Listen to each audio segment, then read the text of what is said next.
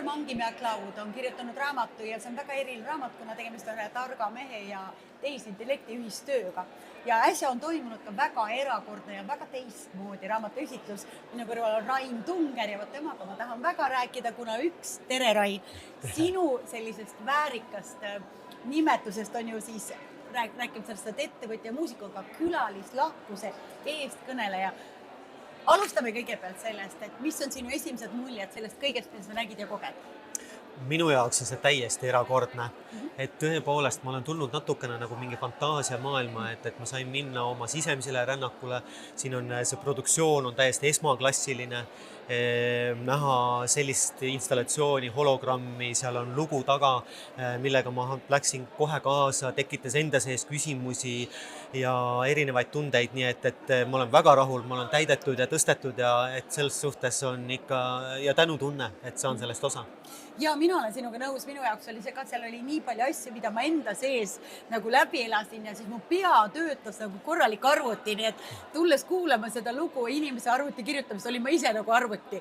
Aga külalislahkus, vot see on küll nüüd üks maailm, kus ma ei arvan, et seda ohtu, et üks ehisintellekt sul selle koha ära võtaks või selle lahkuse, helluse ja kõik need emotsioonid endale võtaks inimese eest. Sul vist seda ei ole?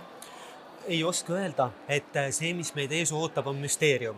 Ma tean seda, et täna ju robotid juba täna askeldavad külalislahkuse sektoris samamoodi, on see siis näiteks toitlustuses, kus kokteile segab robot või siis Jaapanis on täiesti nii-öelda ka androidid, need, kes siis kuidagi teenindavad inimesi.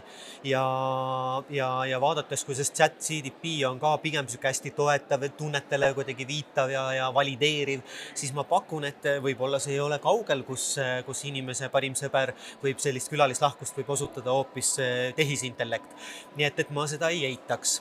Aga kindlasti ma hindan väga kõrgelt seda kahe inimese vahelise kontakti ja selle sügavust ja selle mõõdet, mis on avaldunud mul siis läbi minu töö või läbi minu enesearengu või siis läbi aususe eheduse ringide. Ja et kui need kaitsekihid eest ära kukuvad ja me julgeme iseennast tõesti näidata või võtta vastu teist inimest ja oskan tema maailmas olla, siis on pahatihti juhtunud see, et ma lihtsalt jäägitult sellesse inimesesse ära armun ja see ei ole mitte siis romantilises mõttes, vaid lihtsalt sellises universaalses mõttes. Ja.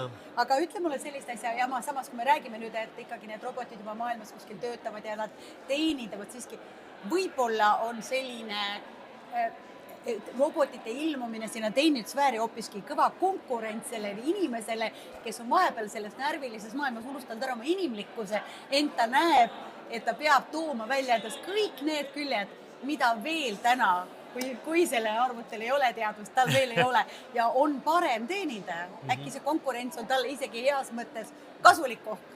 Vot ei oska öelda jällegi, tulevik näitab ja et ma ise arvan, et konkurentsi seisukohast mul on nagu kohe sinule vastuargument, et kui sind teenindab inimene või siis ütleme siis see tehisintellekt, kes on laitmatu, ta suudab igas olukorras käituda väärikalt, mitte sind alandavalt, viia selle huumoriga kuidagi edasi, olla sinu suhtes valideeriv, ta ei ole mõjutatud emotsioonidest, ta ei ole mõjutatud, et ta on väsinud või et tal on tolerantsi aken on väike või ajaloost või millest iganes. Nii et sellest suhtes ma leian, et see konkurents on veidi võib-olla ka ebavõrdne mingis mõttes. Pluss ta ei oota midagi tagasi. Ta ei taha saada sult ise valideerimise. Just.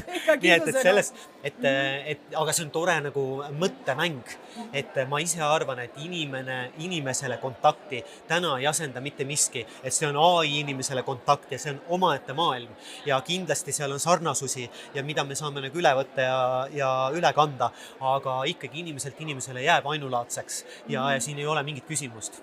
No Rain, sina oled ju ka muusik ja väga-väga mõnusad muusikat lood.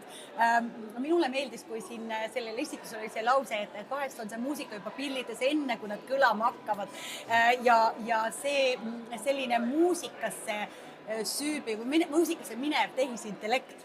Kui palju sina tegelikult oled täna teda muusikas juba kasutanud? Kui palju sa oled arutanud või kui palju sa oled katsetanud? teha muusikat koos AI-ga? Ma olen üsna vanamoodne, nii et minu hetkeseis on 0. Küll aga ma olen väga palju kuulnud juba AI-ga tehtud muusikat ja ma pean tunnistama, et see on imeline võimalus kõikidele inimestele, kes ei ole tegelikult ju õppinud mingit pilli või muusikat, aga ideid on ja tunnetus on olemas ja siis aitabki AI interpreteerida nii-öelda seda muusikasse.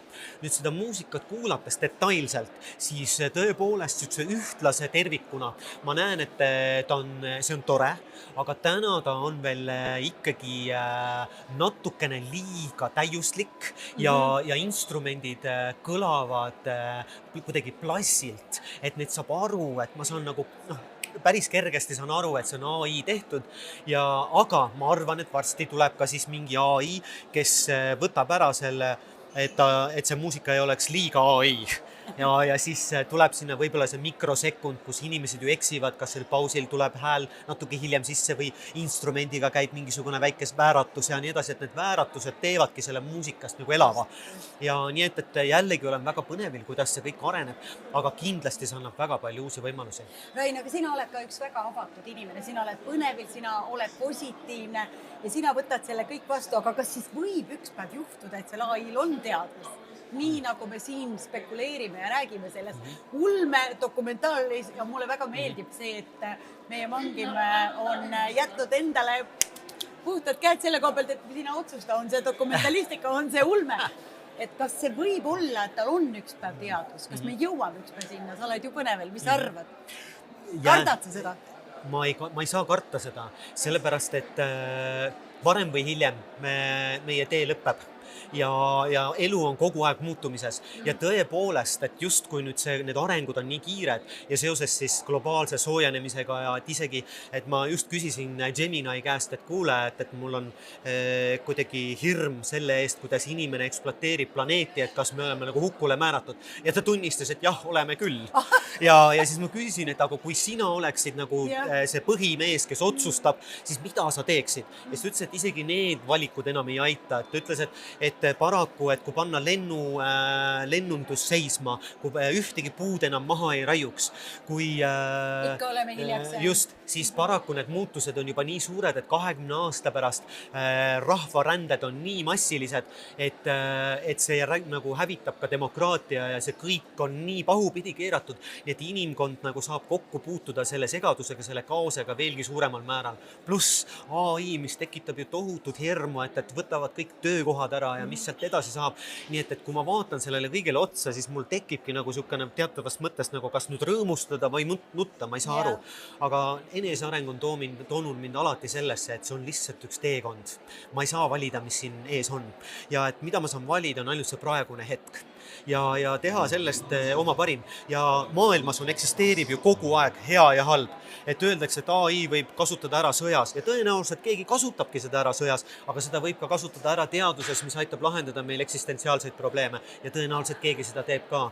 Nii et midagi minu jaoks otseselt ei muutu, ikka need samad nagu mängud, ainult et lihtsalt et see vorm, mismoodi neid mänge teostatakse. Ja võib-olla see teadlik valik, kuhu suundame ise oma tunnete ja mõtetega läheme ja kuhu me kaldume, kas meid huvitab see, ütleme, see hirmutav pool või siis see, et tegelikult on ka selles ju palju head, eks see jääbki meie enda küsimusi.